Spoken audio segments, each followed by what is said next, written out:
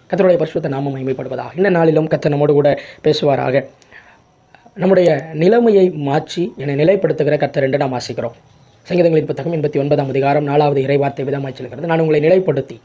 கர்த்தர் நம்மை நிலைப்படுத்துவாருங்க. எப்போ நிலைப்படுத்துவாரா? என் நிலைமை மாறும் பொழுது.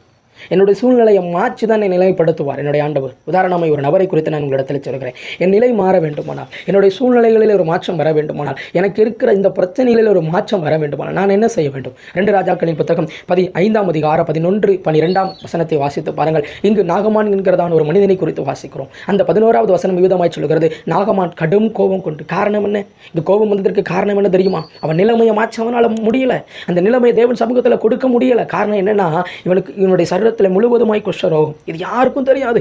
அந்த அதிகாரத்தின் 5ஆம் அதிகாரம் 1 வசனம் விதமாய் சொல்கிறது, இவன் மகா பராக்கிரமசாலியா இருந்தால் ஆயிலும் அவன் சரீரத்தில் குஷ்டரோகம் இருந்தது. தன்னுடைய ஆடை போட்ட பொழுது, தன்னுடைய மார்க்கவசங்களை மாட்டிக்கொண்ட பொழுது யாருக்கும் தெரியாது. ஆனால் அவன் இருதயத்தில், அவன் சரீரத்தில் ஒரு நாச்சம் இருந்தது. யாருக்கும் தெரியுமா? உடன் இருக்கிற குடும்பத்தாருக்கு தெரியும். நாச்சமான சரீரத்தை உடையவன், ஆனால் வெளியே பராக்கிரமசாலி, யுத்த வீரன், யுத்தத்திலே வல்லவன், எல்லாவற்றையும் செய்கிறார். சீரிய ராணுவத்தில் பெரிய படைத்தளபதி. இந்த படைத்தளபதியா இருக்கிறவன் அப்படியே ஆண்டவரிடத்தில் வருகிறான். இஸ்ரவேலில் ஒரு தீர்க்கதரிசி இருக்கிறார் என்று சொன்ன பொழுது அந்த தீர்க்கதரிசியை காண வருகிறான். தீர்க்க தரிசனத்தில் சுகம் கிடைக்கும் என்று நம்பி வருகிறான். தீர்க்க தரிசனத்தில் விடுதலை கிடைக்கும் என்று நம்பி வருகிறான். தீர்க்க தரிசியை பார்க்க வேண்டும் என்று நம்பி வருகிறான். ஆனால் தீர்க்க தரிசி சொன்ன வார்த்தைக்கு கீழ்ப்படிய நாகமானுக்கு மனதில்லை. அந்த நிலைமையை மாற்றிக்கொள்ள நாகமானுக்கு மனதில்லை. ஆகையினால தான் வசனம் சொல்கிறது 11:12 நாகமான் கடும் கோபம் கொண்டு என்று நாம் வாசிக்கிறோம். அந்த தீர்க்க தரிசி என்ன தெரியும் சரியுமா? நீ எனக்கு பெரிய காரியத்தை செய்யன்னு சொல்லலை. யோர்தானிலே நீ 7 தரம் முங்கி எழும்பு, உனக்கு அற்புதம் கிடைக்கும் என்று அங்கு நாகமானுக்கு சொல்லப்பட்டது. என்னை கேட்கிற அன்பான இறை மக்களே, என்னை கேட்கிற அன்பான தேவ ஜனங்கள், இன்றைக்கு ஒன்றை புரிந்து கொள்ளுங்கள். ஆண்டவர் உங்கள் நிலையை தாங்க பார்க்கிறாரு. சொல்லுகிற வார்த்தைக்கு கீழ்ப்படுகிறானா? தீர்க்கதரிசிகள், ஊழியர்கள் சொல்லுகிற வார்த்தைக்கு நீங்கள் கீழ்ப்படுவீர்கள். ஆனால் நீங்கள் கீழ்ப்படியதலின் நிமித்தமாய் கர்த்தர் உங்களுக்கு அற்புதம் செய்ய வல்லவராக இருக்கிறார். உங்க நிலை மாறணுங்க. இங்க சீரிய ராணுவத்தின் தலைவன் சொல்லுகிறான், அழகாய் வசனம் சொல்கிறது, என்னுடைய தேசத்தில் நதிகள் இல்லையா? என்னுடைய தேசத்தில் குளிப்பதற்கு இடம் இல்லையா? என்னுடைய தேசத்தில் நான் என்னை சுத்தமாக்கிக் கொள்ள ஆறுகள் இல்லையா? நான் ஏன் இங்கே வர வேண்டும்? அங்கே ஒரு வேலைக்காரனை சொல்லுறான், பெரிய காரியம் செஞ்சிருந்தா, பெரிய காரியத்தை சொல்லியிருந்தா செஞ்சிருப்போம்ல, இது சாதாரண காரியம் தானே, நீங்கள் செய்யுங்கன்னு சொல்லும்போது அவன் சொல்கிறான், சரி நீ சொல்கிற, நான் என் நிலையை மாற்றுறேன். என்னுடைய மேட்டிமையான எண்ணத்தை விட்டு நான் இறங்கி வர்றேன்.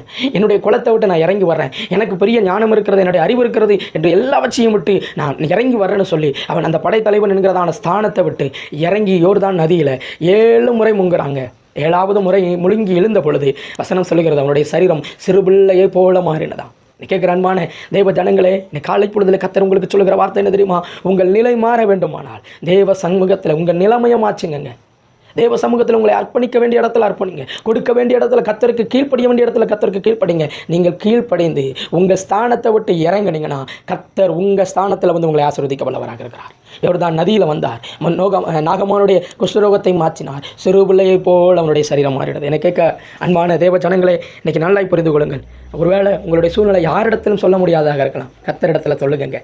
அந்த நதியின் இடத்துல கீழ்ப்படிந்து பாருங்கள். ஊழியக்காரனுடைய வார்த்தைக்கு கீழ்ப்படிந்து நீங்கள் கீழ்ப்படிய ஒப்பு கொடுக்கும் பொழுது உங்கள் ஸ்தலத்துக்கு தேவன் வந்து உங்கள் சூழ்நிலையை மாற்ற வல்லவர். நாகமானுக்கு செய்தவர் உங்களுக்கு செய்ய வல்லவர். கண்களை மூடி ஜெபிக்கலாம். பரிசுத்தம் நிறைந்த நல்ல ஆண்டவர், நல்ல காலை பொழுதுக்காக ஜெபிக்கிறேன். அதனாலே நல்ல வார்த்தைக்காக ஜெபிக்கிறேன். கர்த்தரை ஆசீர்வதிப்பீராகப்பா. கர்த்தாவே, நாகமானுடைய குஷ்டரோகம் மாறினதற்கு அவனுடைய கீழ்ப்படிதல் எவ்வளவு முக்கியமாக இருந்தது, அதே போல எங்களுடைய கீழ்ப்படிதலும் உடைய சமூகத்திற்கு முக்கியமுள்ளவைகளாக இருக்கிறது. தொடர்ந்து நீர் ஆசீர்வதிங்க. நாங்களுடைய வார்த்தைக்கு கீழ்ப்படிந்து நடக்க உதவிச்சிங்க. இயேசுவின் நாமத்தில் பிதாவே, ஆமென்.